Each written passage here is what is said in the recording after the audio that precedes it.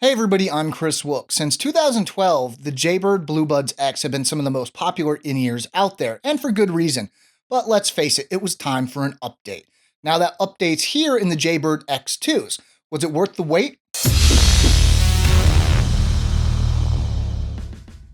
Open up the box and the first thing you'll find is another smaller box that holds the ear tips. With this out of the way, you'll find the inner box that holds the headphones and the included carrying case.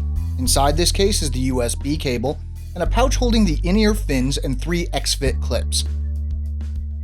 The overall look is very similar to the BlueBuds X, but with more color and less chrome.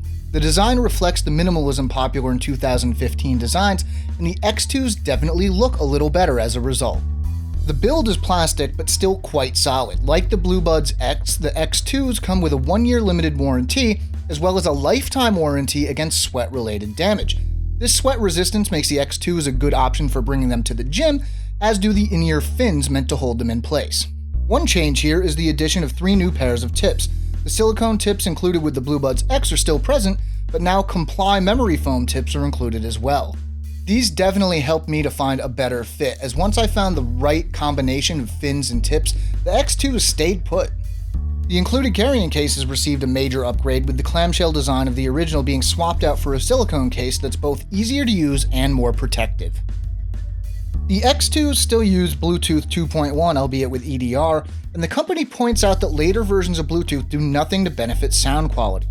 The X2s use the company's Shift Premium Bluetooth audio, which is a custom implementation of the Bluetooth SBC codec, and they also use Signal Plus, which did appear in the BlueBuds X. Unlike those headphones, I didn't notice occasional skipping during playback with the X2s. The Jenna voice prompts from the BlueBuds X are still present here, providing helpful voice feedback for pairing and other options. One minor complaint is that I found these prompts could be a little on the loud side at times. This wasn't a deal breaker, it's not like it was loud enough to hurt my ears, but a slight reduction in volume would be welcome. The included mic and remote features 3 buttons. The plus and minus buttons control volume with a tap, while holding them down for 1 second will skip tracks forward and backward respectively. The middle button will answer and end calls, or pause and resume playback with a simple tap. Holding it down for 1 second will turn the X2s on or reject a call. Holding the button down for 4 seconds turns the X2s off. The original BlueBuds X claimed a battery life of around 8 hours, but often struggled to actually reach that number. The Jaybird X2s claim 8 hours as well, but they actually get to that number in daily use. For some reason, Jaybird calls this battery HD, which I can't make any sense out of, but even though the life isn't as long as we see in some other headphones, it's still impressive for something this small. Charge time using the included micro USB cable is estimated as less than 2.5 hours, though this will obviously depend on what you're using as a power source since none is included. The flap covering the micro USB slot is located on the same side as the remote and opens easily despite how well concealed it is. Once I got the right fit, I found the lows to be powerful without going over the top. Bass is well defined without giving way to boominess. Sub-bass offered up plenty of rumble without overpowering vocals, as can sometimes happen with lesser in-ears. Burying the mids has become a trend among in-ears in this price range, but thankfully Jaybird hasn't followed suit with the X2s. Fans of hip-hop and EDM won't find the X2s to be too mid-forward, but the massive dip in mids present in some in-ears doesn't appear here.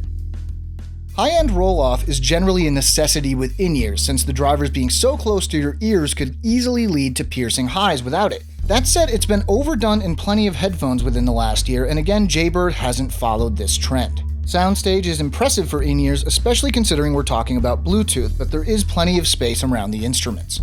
Using the Comply tips, I also found that the X2s provided effective passive isolation. I'm a pretty noisy typist, but even at low volumes, the sound of my typing was easily drowned out. Unlike a lot of headphones we've reviewed, these don't seem to have a target genre of music in mind. The EQ curve is far from flat, but worked equally well for each type of music we threw at the X2s. We've heard better headphones, but for the price range, the flexibility here is greatly appreciated. While the BlueBuds X were obviously a well put together product, they never actually managed to grab me personally. The X2s are similar, but they did manage to make a fan out of me. That alone shows that not only do these live up to the BlueBuds X, they actually surpass them in nearly every way. We're giving the Jaybird X2s a 9 out of 10. And that's it for this one, everybody. For all the details, check out the full review over at SoundGuys.com. And if you want to stay caught up with everything we're up to, check out our newsletter. Links to both are down below. If you liked the video, let us know, and don't forget to subscribe. I'm Kris Wook. Thanks for watching.